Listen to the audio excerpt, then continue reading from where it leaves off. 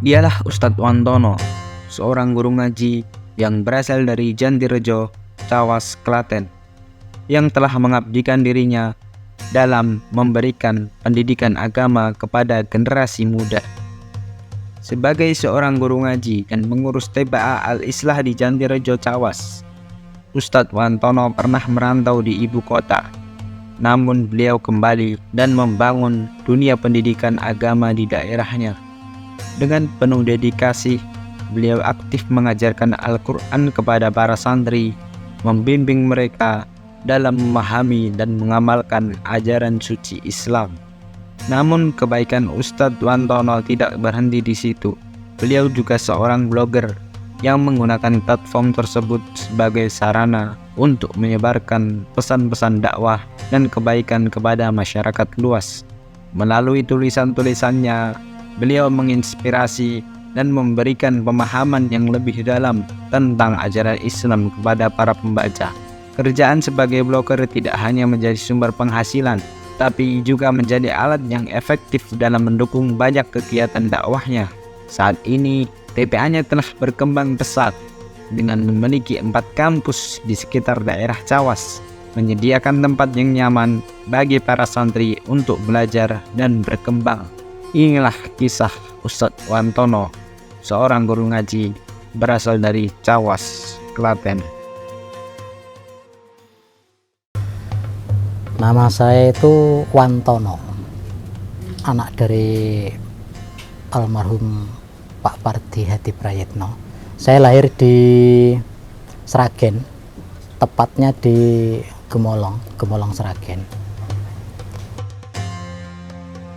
Sekolah saya itu dari SD, nggak pakai TK ya dulu. Dari SD itu di Gemolong 1, SD Negeri Gemolong 1. Kemudian karena sesuatu hal, ini masalah ekonomi, kemudian putus sekolah, kemudian merantau, bapak sama ibu saya merantau ke Jakarta, jualan. Kelas 4 SD putus, Jakarta udah nggak sekolah itu setahun, bahkan nggak kebayang mau sekolah atau enggak waktu itu. Kemudian bapak gerah, akhirnya bawa pulang, saya otomatis juga harus pulang, melanjutkan sekolah lagi, tapi yang nyekolahin Pak D. Bapak saya sakit-sakitan, sampai bapak saya meninggal. Bapak saya meninggal tuh saya masih kelas 5. Kelas 5 tapi umurnya udah kelas 6. Karena sempat rehat setahun kan. Terus melanjutkan sekolah sampai kelas 6 itu saya kalau anak seusia SD udah kelas 5 mau kelas 6 itu istilah diadopsi gitu ada nggak ya? Jadi saya kayak diadopsi gitu. Orang Jawa itu kita openi. Ya gitu. Itu sama namanya Pak Paryoto. Itu orang, maaf ya, Katolik. Ya, jadi saya sempat berada di lingkungan kepercayaan Katolik dulu. Berapa tahun? Satu tahun, dari kelas 5 sampai kelas 6. Beliau itu istilahnya mungkin nggak kuat kali. Nggak kuat mendidik saya karena saya beling. Saya tuh orangnya beling dulu. Beling dablek gitu saya. Makanya ya saya terima kasih sekali sama beliau. Mudah-mudahan beliau tetap sehat walafiat. Terima kasih karena kata beliau sebenarnya dulu tuh saya diamanahkan ke beliau sama bapak saya. Kemudian karena ternyata saya nggak, istilahnya takdirnya nggak harus di sana, akhirnya saya dikembalikan ke Pak D saya. Dan saat itu kan saya nggak sekolah toh berarti. Nah, tetangga saya itu namanya Pak Senen, itu kerja di Pasar Legi Solo. Punya temennya Pak Senen itu adalah mantunya bapak saya yang di sini. Nah, saya ditawarin mau sekolah lagi enggak, itu mau. Akhirnya saya dibawa ke sini. Itu secara singkat seperti itu riwayatnya.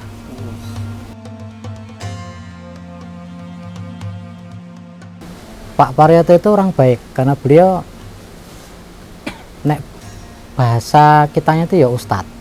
Beliau itu Romo ya kalau nggak salah ya, kalau orang Katolik itu. Beliau itu kan tetanggaan sama bapak saya, tetanggaan. Beliau adalah guru di SD yang pada akhirnya setelah saya dari SD Negeri 1 Gemolong tadi itu akhirnya pindah ke SD Negeri 2 Gemolong. Terus di openi sama Pak Paryoto itu. Lah diamanahkan ke beliau alasannya ya tentu pertimbangannya karena beliau adalah guru. Pertimbangan tentu visioner, artinya men dadi wong apik lah pasti gitu. Kalau soal kepercayaan ya kurang tahu ya, kali itu saya nggak tahu. Saya dulu kalau jadi anak baik gitu mungkin ya tetap di sana. Karena beling saya. SMP itu saya udah telat sekitar 4 atau 5 bulan. Di sini dulu di Cawas ini ada SMP favorit, itu adalah SMP Negeri 1 Cawas.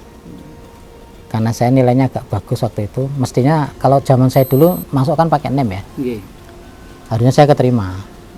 43 saya dulu NEM-nya, 5 mata pelajaran itu 43. Itu harusnya saya keterima, tapi karena telat udah penuh kuotanya nggak diterima. Akhirnya saya masuk SMP Muhammadiyah Cawas. Ya, itu masih nerima. SMP-nya di SMP Muhammadiyah Cawas.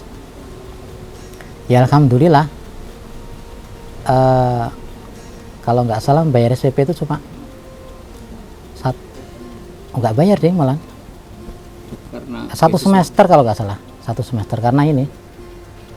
Kalau di SMP Muhammadiyah dulu itu kalau juara umum kan di SMP Muhammadiyah itu dulu banyak ya, muridnya tuh banyak, saking banyaknya itu harus di kelas-kelas tuh paralel tuh ada kelas A, B, C, D. Kalau zaman saya tuh seangkatan saya sampai kelas F, jadi 6 kelas. Satu kelas berapa orang?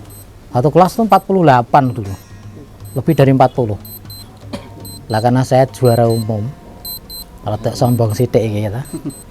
Karena saya juara umum akhirnya digratisin. Emang janjinya gitu, kalau juara umum gratis SPP itu setengah tahun, 1 semester. Jadi karena sampai kelas 3 juara umum terus ya gratis terus. SMA itu saya lulus SMP tahun 1996, melanjutkan ke SMA Negeri 1 Cawas. Itu tahun 96 masuk SMA Negeri 1 Cawas, lulus 99. Itu SMA-nya. Kalau pasca SMA saya nggak lanjut. Basicnya kalau saya ya, saya basicnya adalah suka. Jadi tidak ada motivasi dari luar. Itu basicnya saya emang suka. Saya masih ingat ketika saya dulu SD itu saya suka nulis Arab. Masih ingat saya, waktu itu mungkin sekitar kelas 3 SD ya. Terus ada challenge dari guru ngaji. Cuma ngajinya waktu itu ya cuma ngaji pas Ramadan, saya masih ingat. Turutan biasanya. Masjid Darussalam Gemolong. Itu pas jelang buka puasa kan ada TPA toh. Jadi ada challenge gitu, tantang. Siapa yang bisa nulis Assalamualaikum? Saya maju. Pas 3 SD itu. Nah, saya suka nulis, jadi agak bisa nulis. Tanpa niru, jadi langsung dan benar. Basicnya suka. Basicnya suka. Itu yang berhubungan dengan interaksi saya dengan din ini ya. Itu basicnya suka. Kalau berhubungan dengan kemudian TPA, kemudian bisa punya metode, itu karena basicnya saya itu tipenya itu tipe pemikir awalnya ya, asalnya tipe pemikir. Tapi kalau pikiran itu nggak ada eksekutornya ya sekaligus di samping memikir ya eksekutor. Gitu saya. Iya, termasuk di TPA ini pemikir sekaligus eksekutor. Kalau saya nggak jadi eksekutor, nggak akan ada itu metode. Ketuk jenengan nilai ketukan yang saya lakukan ini benar atau 10 ya? 10 ketukan ya? Pas ke SMA saya di tahun itu juga saya langsung pergi ke Jakarta, cari peruntungan di Jakarta. sebenarnya niat kuliah itu ada, tapi ya qadarullah jalan saya untuk menuju ke sana itu susah. Nggak tahu ya, pokoknya susah lah untuk menuju ke sana itu susah. Misalnya ya, kalau kuliah kan harus biaya sendiri. Itu artinya saya harus nyambi kerja. Yang recommended kerja sambil kuliah itu ya non shift waktu itu. Setahu saya non shift, kalau shift-shiftan kayaknya nggak bisa.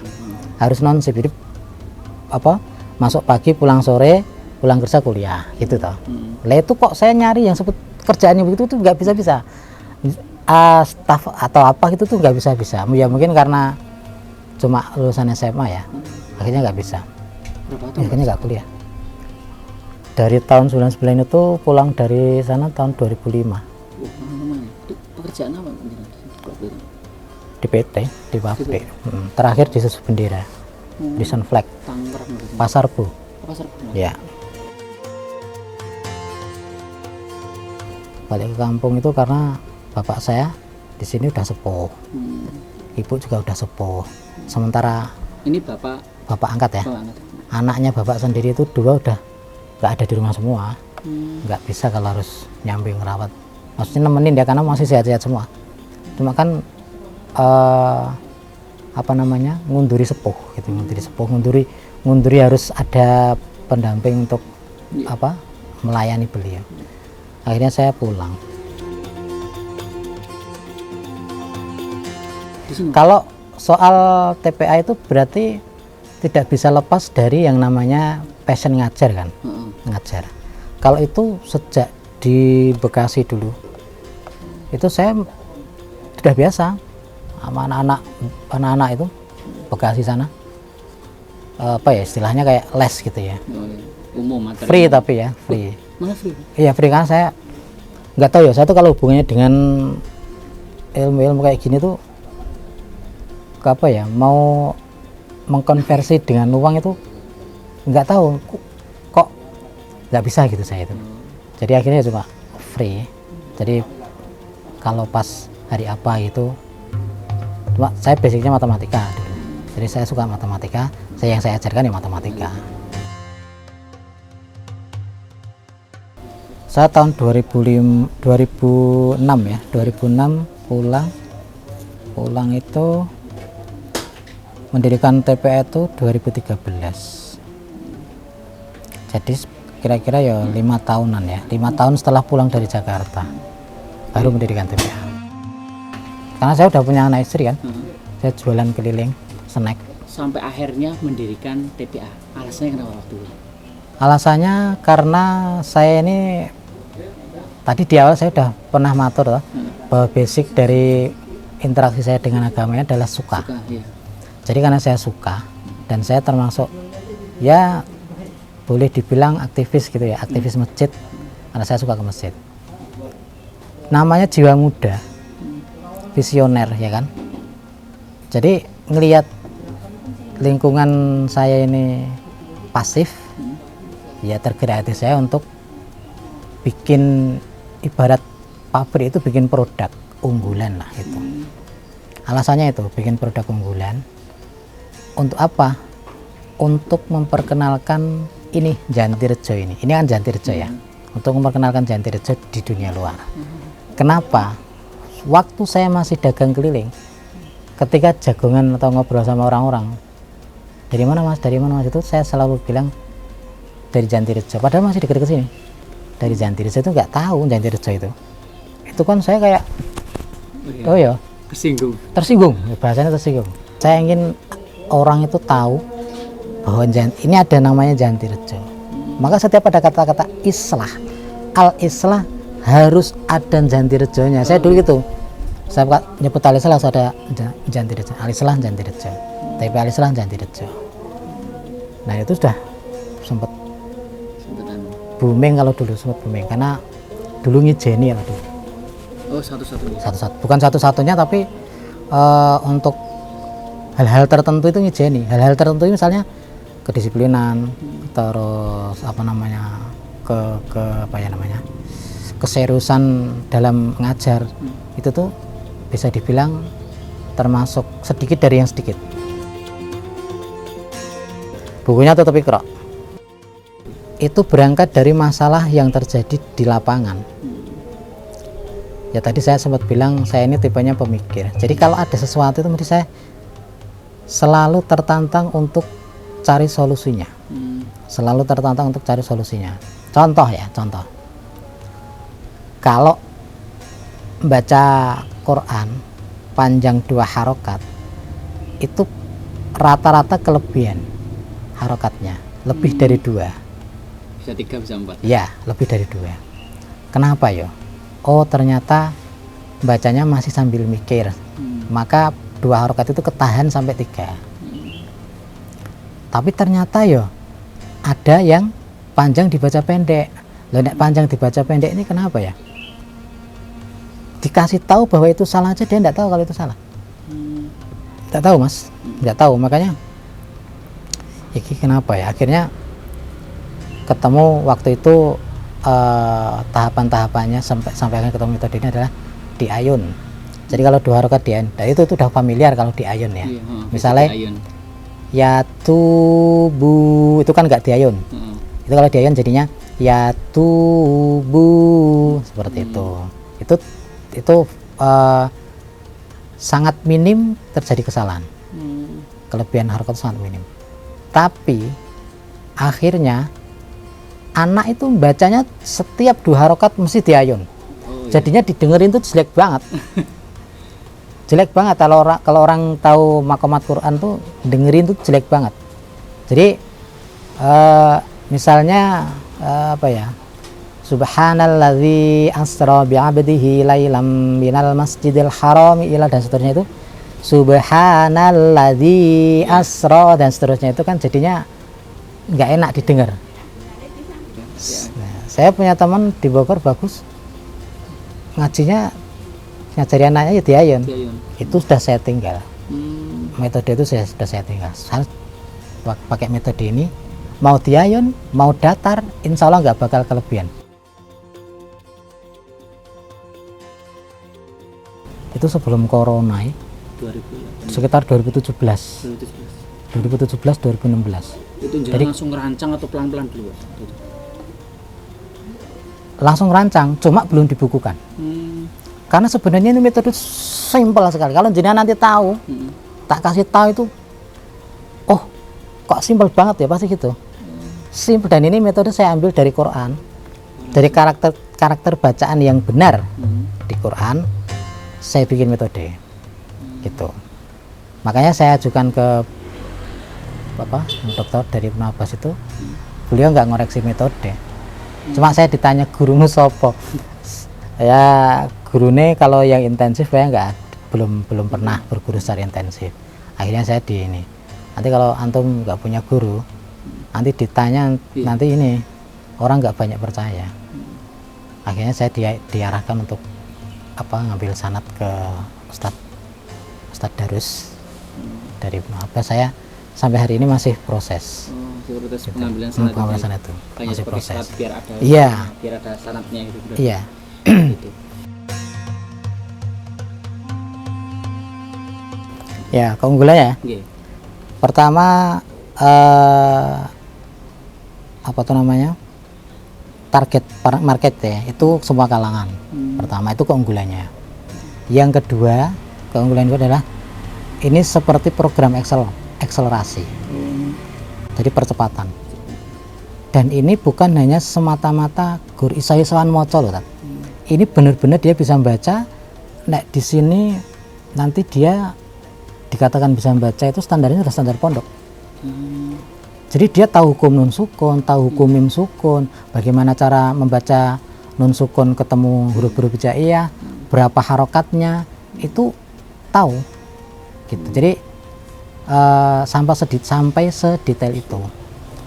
Jadi bisa itu sampai kualitasnya seperti itu. Kemudian ya cepat, bisa baca Quran itu cepat. Yang ngajar enak, karena meminimalisir ini emosional. Kalau antum pernah merasakan ngajar anak-anak, ngajar baca. Ampun. Tahu rasanya kan? Iya. Pakai metode ini itu enak sekali. Di sini ada Mas Salim toh, udah tahu beliau. Di sini sudah ada 4 ustadz tugasan yang di sini. Yang 2 sudah selesai. Yang dorong saya, termasuk yang benar-benar dorong saya untuk bikin buku, dibukukan.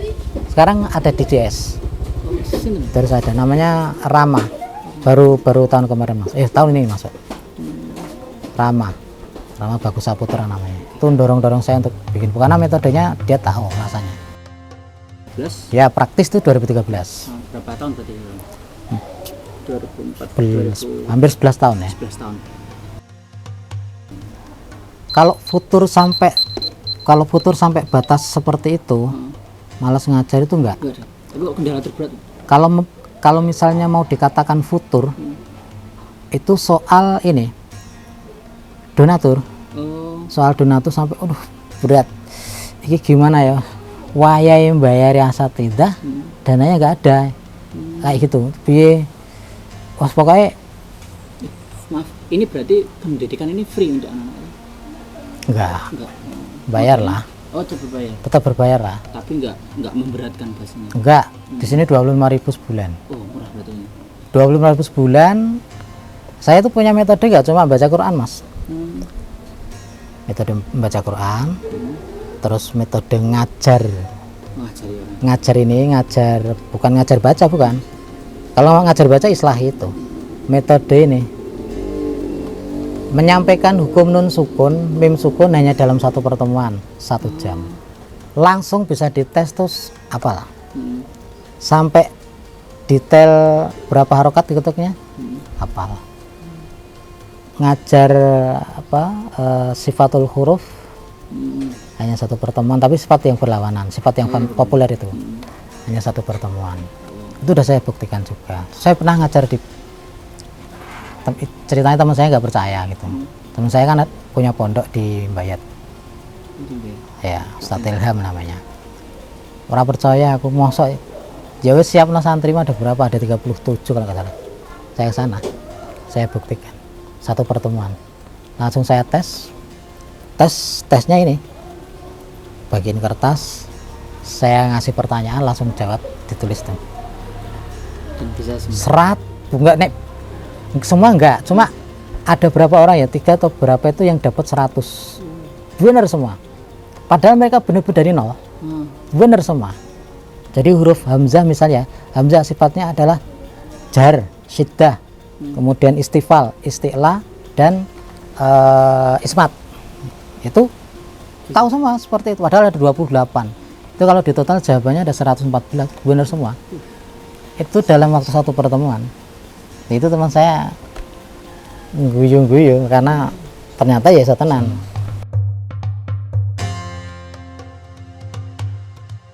Selama ngajar TPA ya, yo ketika mau bayar waktunya bayarin asatidah nggak ada dananya, tiba-tiba entah ada hubungannya atau tidak, tapi saya paksakan diri saya untuk ini pasti karena itu gitu. Jadi ceritanya saya pergi ke Solo, beli beli kain, yaitu hubungannya dengan TPA karena begitu seragam. Beli kain, ini buat cerita ya, buat motivasi aja ya. Di Pasar Legi itu ada nenek-nenek jualan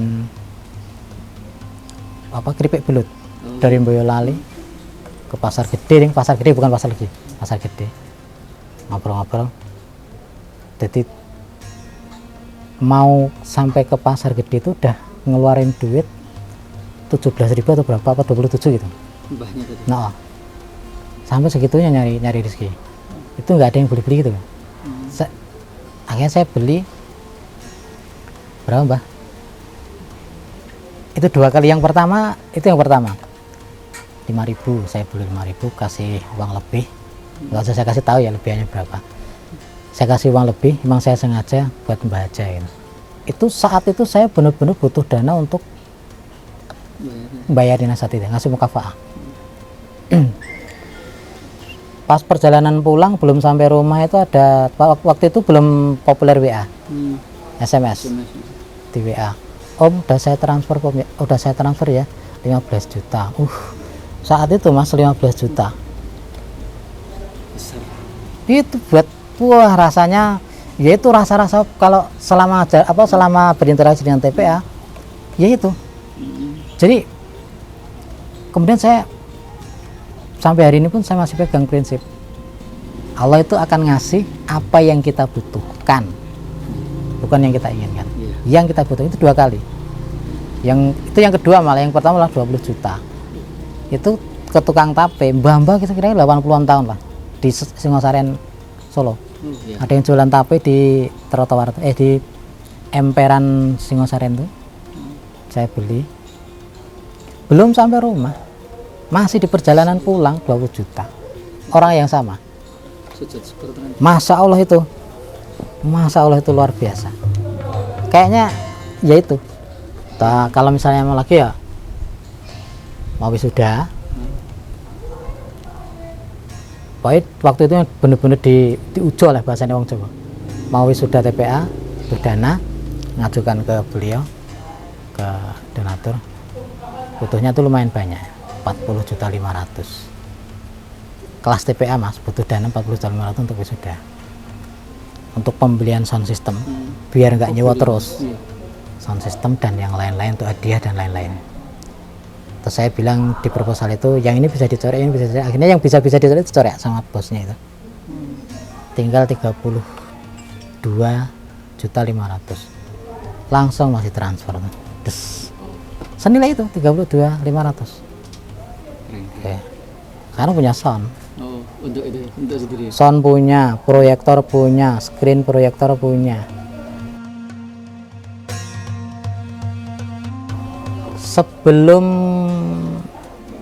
Sebelum akhirnya ada beberapa kampus itu sebenarnya memang sudah menjadi idealisme saya.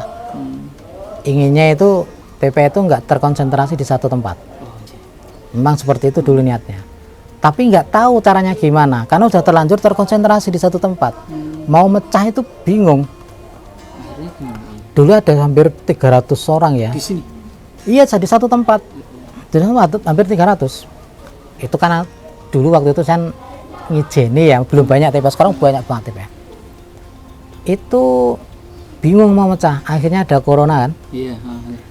Ada corona, praktis nggak boleh ada kegiatan kan, PPKM. Ya akhirnya begitu boleh kegiatan tapi dibatasi, ya akhirnya tak pecah toh. Oh, kesempatan. Iya, kesempatan. Waktu itu jadi ada sekitar 14 titik, akhirnya saya rampingkan jadi 4 titik. Kalau ikut daurah itu menurut saya, kecuali kalau daurahnya daurah berhari-hari itu ya. Kalau cuma daurah sekali itu sekali itu saya kurang suka. Kecuali kalau sampai nginep-nginep itu saya suka. Tapi kalau hanya sekali, saya yakin tuh gak efektif. Benar sih. Saya yakin gak efektif. Makanya saya maunya privat. Ketika proses pengambilan sanat itu saya privat, sanat tahsin ya. Itu saya privat, ditanya sama ustadznya, privat aja gitu. Kalau pertama kali namanya Rahmat. Sekarang kerja di Pulau Gadung. Jadi Pulau Gadung masih bagus. Masih. Ini ya girohnya masih bagus. Mantap sekali. Masih. Kalau pula kan orang sini juga kebetulan. Karena TPA pertama itu dibuka hanya untuk orang sini dulu. Berangkat dari 9 orang. Berkembang jadi hampir 300, meskipun sekarang udah turun banyak sekarang. Tapi Mas Rahmat ini masih bagus sampai hari ini. Kalau dia pulang terus pas dia mau balik ke sana lagi itu mesti kesini dulu ngobrol-ngobrol. Ya, malah nanya-nanya, kan kerja tuh sekarang. TPA butuh apa Mas? TPA butuh apa? Donatur berarti. Iya, sering nanya gitu. Kebanyakan gitu. Yang apa namanya? Itu Mas Rahmat dulu gampang atau sulit? Ininya Cara ngajar termasuk gampang. ngajarin dia gampang. Dia termasuk pinter.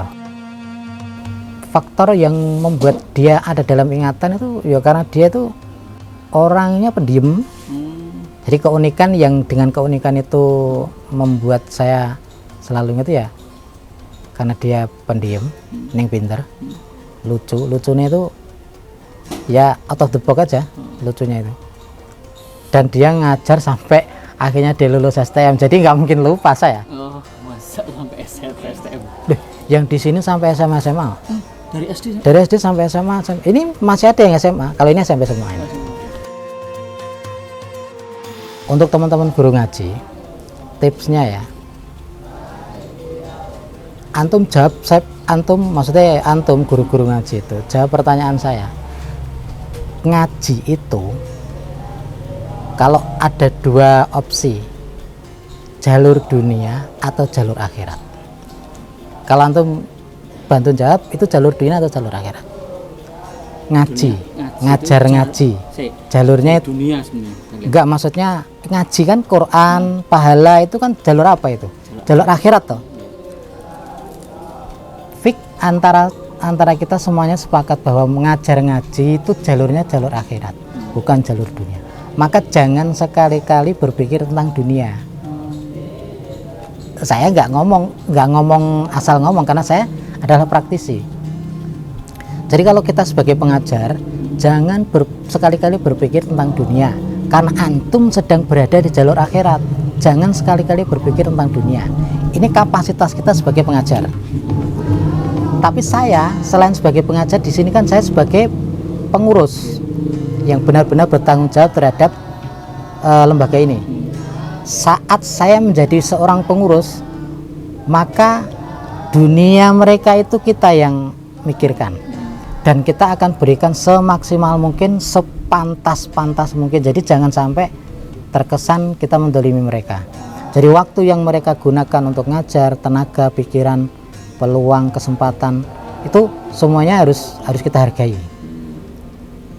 Jadi kayak saya ini ada di dua posisi, dan harus benar-benar bisa berada di dua posisi itu. Saat saya ngajar, memang saya nggak pernah berpikir tentang saya dapat apa. Tapi ketika posisi sebagai pemimpin ya Pak. Nah, sebagai pemimpin, maka partner kita itu harus kita benar-benar pikirkan, benar-benar kita pikirkan. Contoh ya Mas, ibu-ibu di sini ada 2 orang, nggak perlu saya sebutkan nama, ada 2 orang yang ya ngajarnya seminggu full ya, tapi cuma 1 jam, paling 1,5 lah, efektif 1 jam, mungkin nggak ada malah. Sebulan saya kasih 500.000. Itu kan untuk area sini udah luar biasa tinggi, apalagi saya ngurusin nggak cuma 2-3 orang. Dulu sempat guru itu ada 40 orang pengajar gurunya aja. Sekarang paling 20.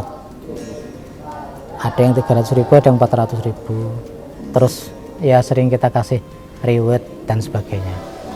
Reward itu apa? Pengurus karena sebagai pemimpin tadi ya. Ya, tapi kapasitas kita sebagai pengajar, jangan sekali-kali kita berbicara tentang dunia. Saya selalu seperti itu kalau sama asatidzah saya. Tapi kalau dunia itu ada, bukan kalian yang mikir, tapi saya. Itu saya ke mereka begitu. Ini yang menarik ini ya. Karena saya tuh terus terang sampai diminta privat orang itu saya sampai nolak karena nggak ada waktu. Jadi dulu kan saya jualan snack ya keliling. TPA itu semakin besar, yang memaksa saya nggak mungkin saya sambi gitu. TPA itu saya nggak mungkin saya hanya sambin, itu nggak mungkin. Akhirnya saya berhenti nggak jualan. Saya iseng-iseng ini jadi blogger. Jadi blogger, jadi ngeblog gitu ya, bikin blogspot nggak salah. blogger ya, blogger. Cuma platform saya sukanya WordPress, bukan blogspot, pakai WordPress. Nah itu adalah alat untuk hidup saya, dan sekaligus membantu membiayai mengcover kebutuhan operasional TPA. Ya qadarullah, donatur utama yang selama ini membackup itu udah setengah tahun kali sudah nggak transfer. Transfer itu dana dari mana? Ya alhamdulillah dari blog itu. Dari blog itu. Kok milih blogger kenapa? Satu, itu ibarat lauk itu gurih banget Blogger itu. Artinya sekali bisa payment, ketemu caranya, kayak tinggal copy paste aja gitu. Kayak tinggal copy paste. Itu tinggal nari awal. Kalau ketemu caranya tapi ya gitu. Tapi sayangnya ketika cara itu sudah ketemu, maksudnya cara untuk dapat visitor legal loh ya ini. Itu nanti Google update ya hilang lagi cari cara lagi gitu. Itu ini harus saya tinggalkan ya. Itu satu. Yang kedua, kenapa mesti milih Blogger? Blogger itu pekerjaan yang situasional, bisa disambi. Jadi sebenarnya kalau saya nggak sungkan sama jenengan, saya bisa sambil iya bisa, cuma kan juga mungkin bisa. Jadi saya kalau ada misalnya temen bos seneng kantor, maksudnya ngobrol sambil bawa HP, saya kerja jaglu ngobrol lagi gitu, itu bisa pakai HP. Maksudnya kalau di rumah tetap harus pakai komputer ya, laptop, harus pakai laptop, tapi kalau di luar bisa. Itu alasan kenapa mesti milih Blogger. Jadi ya bisa disambi, artinya kita mau nggarap itu kapan itu terserah kita. Jadi sekarang TPA prioritas ini masih jadi sambinan ya. TPA itu prioritas tadi itu. TPA itu prioritas. Dan kalau TPA itu saya pernah ditanya, pertanyaannya begini, antum mau nanya nggak? Pertanyaannya begini, tips bagaimana cara biar TPA itu bisa berkembang. Gitu ya, tips untuk mengembangkan TPA bisa sih. Nanya nggak? boleh asik kayak ini. Jawabannya pertama adalah jangan berada di bawah kepengurusan masjid. Pertama, kalau saya pengen tahu alasannya kenapa Pak, ini penting banget. Karena banyak yang TPA itu ya kayak gitu. Ini yang saya narasumber banyak kayak gitu Pak, berdiri bagus di luar pengurusan masjid.